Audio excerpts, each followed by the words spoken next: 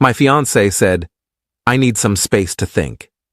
I calmly replied, "Take all the time you need." Months later, she sent me a message. "I wish I hadn't done what I did." I answered, "You won't find me the same anymore." Then she sent a photo, and it left me completely stunned. I'm 35 years old, and 8 months ago I was engaged to someone I thought was my forever person. Claire and I had been together for 5 years, engaged for 1. We'd met through mutual friends at a dinner party, and the connection was instant. She was smart, ambitious, beautiful. I thought I'd won the lottery. Last March, things started feeling off.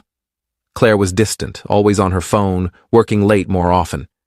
When I'd ask about her day, she'd give me one-word answers. When I'd try to plan dates, she'd say she was too tired. The wedding was supposed to be in September, but every time I brought up planning details, she'd change the subject. Then one Tuesday evening, she came home from work and sat down across from me at our kitchen table. I was making dinner, pasta, her favorite. She had this look on her face, determined but guilty. "We need to talk," she said. I turned off the stove, sat down. "What's going on?" "I need some space to think," she said, not meeting my eyes. "Space to think about what?" "About us. About the wedding. About whether this is what I really want." I felt my stomach drop, but I kept my voice steady. "What brought this on?" "I don't know. I've just been feeling suffocated. Like my life is on this predetermined track, and I never stop to ask if it's what I actually want. Have I done something wrong? No. It's not about you. It's about me. I need time to figure out what I want without the pressure of you being here, asking me about it every day." I sat there for a moment, processing. How much space are we talking about? "I think I should move out for a while. Stay with my sister, just until I figure things out." "And what about the wedding?" "We should postpone it. Tell people we're delaying, not canceling. Just putting things on hold." Every instinct told me to fight this, to demand answers, to refuse to let her just walk away. But something in her face told me that would only push her further away. "All right," I said calmly. "Take all the time you need." She looked surprised. "You're not going to argue?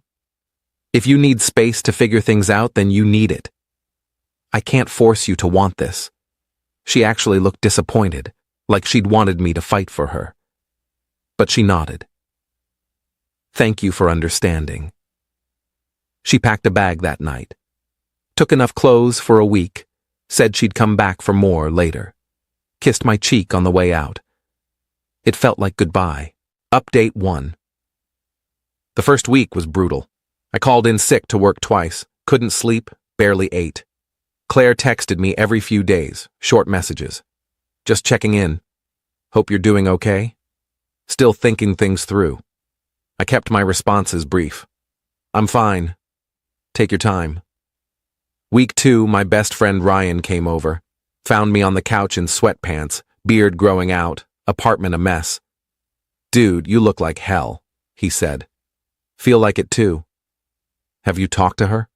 Like actually talked?" "She texts every few days, says she's still thinking. And you're just waiting?" "What else am I supposed to do?" Ryan sat down. "Man, I'm going to be real with you. This isn't about needing space to think. Nobody who's genuinely in love with someone needs to move out to figure that out. Something else is going on." "Like what?" "Like there might be someone else." I'd thought about it, of course, but hearing it out loud made it real. "I don't know." "Do you want to know?" I thought about it. Did I? Maybe not yet. Ryan spent the rest of the day helping me clean up, got me to shower, shave, eat actual food. "Look," he said before leaving, "whether she comes back or not, you need to start living again. Don't put your life on hold for someone who couldn't even give you a real reason for leaving." He was right. So the next day, I went back to work, started going to the gym again, called my brother, made plans to visit him, started doing things I'd put off during the relationship. Week 3, Claire texted asking if she could come by to get more clothes. I told her when I'd be at work, said she could use her key, came home to find half her closet empty, her toiletries gone from the bathroom. It felt final. Week 4, I saw on Instagram that Claire was at a beach somewhere, posted a photo of herself in a sundress, sunset in the background. Caption, "Finding myself." 43 likes. Comments from her friends, "You look amazing, living your best life." I unfollowed her. Update 2 month 2, I stopped waiting. Packed up the rest of Claire's things, carefully, neatly, and put them in boxes in the spare bedroom. Took off the engagement ring I'd been wearing and put it in a drawer. Told my family the wedding was off, not postponed. They were supportive, said they'd always thought Claire was a bit selfish anyway. I started seeing a therapist. Dr. Martinez, twice a week at first, then once a week. She helped me understand that Claire's need for space was really just a coward's way of ending things without actually ending them, keeping me on standby while she explored whatever else was out there. "You deserve someone who's sure about you," Dr. Martinez said, "not someone who needs space to decide if you're worth it." Month 3, Ryan's girlfriend Sophie introduced me to her friend Emma. "Just coffee," Sophie said. "No pressure, she's cool, you'll like her." I wasn't ready for anything serious, but I went. Emma was a graphic designer, funny, easy to talk to. We had coffee, then dinner the next week, then started seeing each other casually. Nothing serious, both of us clear about that. But it felt good to remember that other people existed. Month 4, Claire finally texted me. "Can we talk? I think I'm ready." I looked at the message for a long time, thought about what I'd say to her, thought about whether I even wanted to hear what she had to say. Then I replied, "I'm not sure there's anything left to talk about." She called immediately. I let it go to voicemail. She called 3 more times that day. Finally, I answered. "Why won't you talk to me?" she asked. She sounded upset, almost angry. "Because you left 4 months ago to think, and I've moved on with my life." Moved on? What does that mean? It means I'm not sitting around waiting for you to decide if I'm good enough. That's not fair. I just needed time. 4 months, Claire. You took 4 months. And in all that time, you never once asked to actually sit down and talk. You never once tried to work through whatever you were feeling. You just left. I'm ready now. Good for you. I'm not. Are you seeing someone else? Her voice got sharp. That's none of your business anymore. So you are. Wow. I guess I really don't matter to you. I actually laughed. You're the one who left to find yourself. I just stopped waiting for you to come back. She hung up. Update 3 month 5. Claire showed up at my apartment. Saturday morning, 9 a.m. I was getting ready to go hiking with Emma when the doorbell rang. Claire looked different. Thinner, hair shorter, tired eyes. "Hi," she said. "What are you doing here?" "I needed to see you. Can we talk?" "I have plans. Please, just 15 minutes. I glanced at my watch. Emma was picking me up in 30 minutes. Fine. 15 minutes. We sat in the living room. She looked around, noticed things had changed. New throw pillows Emma had picked out, a plant I'd bought, photos of me with Ryan and Emma's friend group at a concert. "You've redecorated," Claire said. "You've been gone 5 months. Life doesn't stop." "I made a mistake," she said, and her eyes were filling with tears. "Leaving. Asking for space. All of it. I was scared of commitment and I ran away. But I've been miserable without you." "What changed?" She looked down. "I was seeing someone. For a few weeks. It didn't work out. Made me realize what I had with you. There it was, the truth. So you needed to date someone else to realize you wanted me? I know how it sounds. It sounds like you kept me on the back burner while you tested other options. And now that it didn't work out, you're back. That's not what happened. That's exactly what happened. You didn't need space to think, Claire. You needed space to be with someone else without officially breaking up with me first. And now that he didn't work out, you're hoping I'll still be here, waiting. I love you, she said desperately. You love the idea of me. The security. The backup plan. But you don't actually love me, because if you did, you never would have left in the first place. The doorbell rang. Emma. Claire looked toward the door. I should go, I said, standing up. Is that her? That's none of your business. I wish I hadn't done what I did, Claire said, tears streaming down her face now. I wish I could take it all back. So do I said. But you can't. Your stuff is in boxes in the spare room. You can come get it next week when I'm at work. Leave your key when you go. I walked past her and opened the door. Emma smiled at me, then saw Claire, and her smile faltered slightly. Ready? Emma asked. Yeah, I said. Let's go. Claire was still sitting on the couch when I closed the door. Update 4 month 6, Claire texted me constantly. Long messages about how sorry she was, how she'd made a terrible mistake, how she wanted to try again. I didn't respond to most of them. When I did, it was brief. I've moved on. We're done. Please stop contacting me. Her friends started reaching out.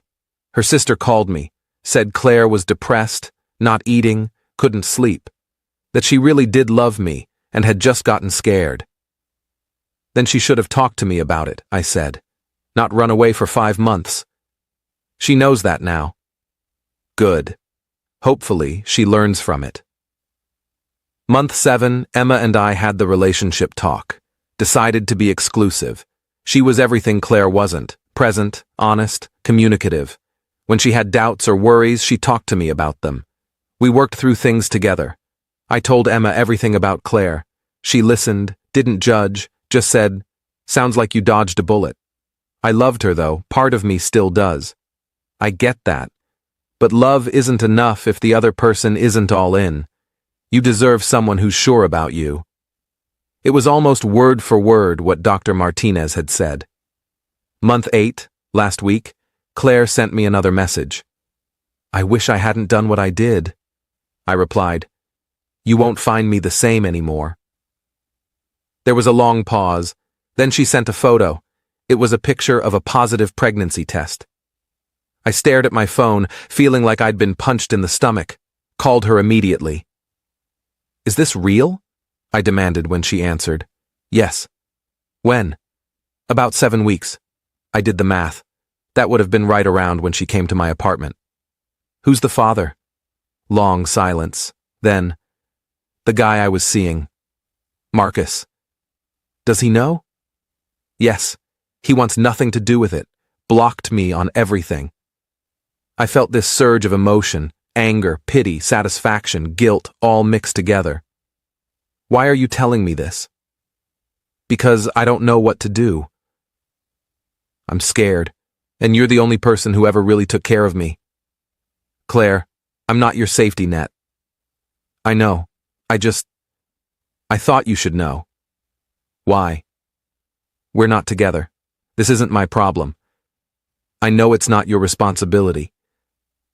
I just wanted to tell you, and I wanted you to know that I'm keeping it. I'm going to do this alone if I have to. Good luck with that. Do you hate me? She asked quietly. I thought about it. Really thought about it. No, I don't hate you, but I don't love you anymore either. You're just someone I used to know who made bad decisions, and now you're dealing with the consequences. I deserve that. Yeah, you do. I hung up. Final update. It's been 2 weeks since Claire told me about the pregnancy. She's texted a few more times, updates I didn't ask for. She's moving back in with her parents. Marcus still won't talk to her. She's trying to figure out single motherhood. I haven't responded. Deleted her number yesterday. Emma knows about the pregnancy. I told her the same night. She held my hand and asked how I felt about it. Honestly, nothing. It's sad, but it's not my problem. Do you feel guilty? For what? For not helping her. No, she made her choices. She wanted space. She got space. She wanted to see what else was out there. She found out. She wanted to keep me as a backup plan. I refused. None of this is my fault. Emma nodded. Good. Just checking. My brother called last night. He'd heard from Claire's sister that Claire was pregnant and struggling. Asked if I was going to help her. No. That's cold, man. Is it? She left me to sleep with another guy. Got pregnant. Now wants me to, what? Play daddy to another man's kid? Be her emotional support while she figures out her mess? When you put it like that, there's no other way to put it. Ryan came over yesterday. We sat on my balcony drinking beer, watching the sunset. You doing okay? He asked. Yeah, actually I am. No regrets? About what? Not taking Claire back when she realized she made a mistake? No regrets at all. You're different now, Ryan observed. More, I don't know, solid. I stopped waiting for someone else to decide I was worth it. Turns out that changes everything. Emma's coming over tonight. We're cooking dinner together, then watching some documentary she's been wanting to see. Simple, easy, comfortable. No drama, no games, no wondering if she's going to wake up one day and decide she needs space. Claire texted this morning. I see you're with someone new. She's pretty. I hope you're happy. I didn't respond, blocked her number, deleted the conversation, closed that chapter for good. I ran into her sister at the grocery store this afternoon. She stopped me in the cereal aisle. Claire's really struggling, she said. She made mistakes, but she's paying for them now. Maybe you could just call her? Check in? No. That's it? Just no? She wanted space. I gave it to her. She wanted to explore other options. I let her. She wanted me to wait around while she figured her life out. I didn't. I don't owe her anything. She's pregnant and alone, and that's terrible. But it's not my responsibility. She's an adult who made adult decisions. Now she gets adult consequences. Her sister shook her head. I always thought you were a good guy. I am a good guy. Just not to people who treat me like a backup plan.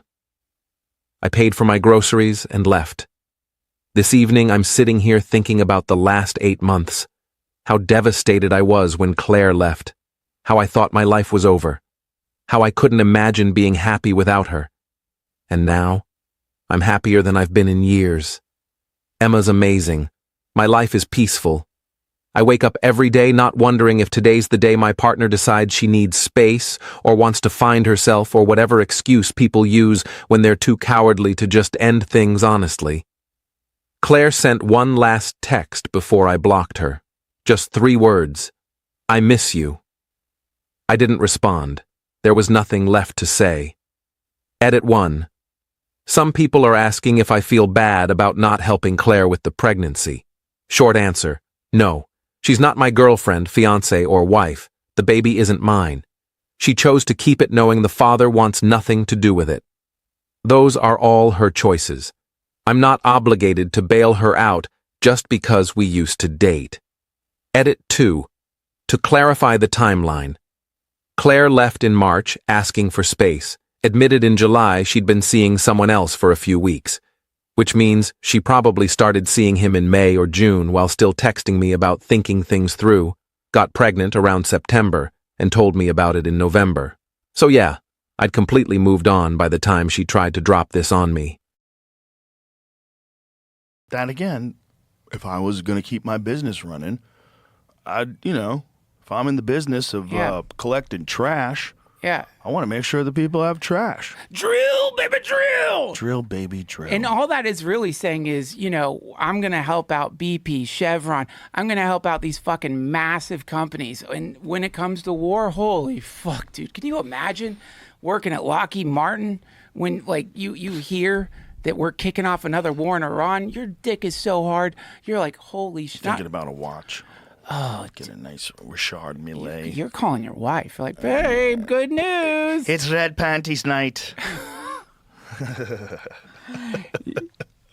Yes. Yeah, I mean, that's their business, right? Our business is talking shit. Their business is blowing up people. Yeah, making weapons, selling weapons. Yeah. You know, arming other countries so they can go to war with each other. Yeah. That's their business. Yeah. And business is really good. It's a great business. You can make a lot of money doing that. I am right now. I invested in most of them. Imagine if you weren't a comic and that's what you were doing for 35 fucking years, and the only thing you look forward to is your boat and your house on the lake and you know, the occasional time you get off, but most of the time you're trying to increase your portfolio and you're grinding right next to Steve, who's got some exclusive Rolex that only his broker can get. He's showing it to you and you're like, wow, and you start coveting. You want a Rolex too. Yeah. And everybody's just going crazy. Everybody's going crazy, trying to get the latest car, trying to get the latest thing, doing bumps in the bathroom. Everybody's a narcissist and a psychopath, and that's your whole corporation. Love your neighbor as yourself, and love the Lord your God with all your heart, mind, and soul. Hang the commandments on these. This is the answer. You don't need to be Christian. But, dude, it seems to me that this is going to sound so weird. We need an actual revival in this country. I don't mean a Christian revival, a revival, which is where suddenly humans reconnect with what's important in the world, which sure as fuck isn't Rolexes and boats, you know? I mean, this sounds so cliche and obvious, but that's what the 60s were. It was a kind of revival. Yeah. People were beginning to understand the materialism and all the things that the, quote, establishment was pushing. Is like, this is going to make you happy. This is good. It was the Vietnam War. It like, people are like, what the fuck are we doing over there? Yeah. This is why you do, anytime you do an unpopular war, this is what you risk. Yeah. You risk reuniting people. We have to reunite with a sensible plan and not just go to communism. Not just immediately go to the dumbest idea to counteract all the evil shit that's going on in the world. No, that's the problem. Is the left represents that. The represents Mamdani. It represents this idea that we're going to take from rich people and give it to poor people, and it's going to fix everything, even though there's insane amounts of fucking fraud and waste we're not even going to address. Well, this is where you get cubbyholed, because it's like the oligarchs will tell you you want to do communism? Just that hadn't worked out. Communism's the only way. I think, I mean, this is an idiot saying this, but I have a sense that there might be another thing we haven't figured out yet. 100%. I don't know what that is. Right. But I think AI is going to figure it out for us. Potentially. The problem is who's going to be in control of those AIs, and that's the meek will inherit the earth. The real problem with it is I don't think anybody's going to be in control of it, and then you're just at its beck and call. Yeah, I think it's funny, people. It's a very human thing that we think we can maintain control of a super intelligence. When people say it to me with utmost certainty, I want to smack them. Yeah. I'm going to wake up. You're making digital God. You're not controlling jack shit.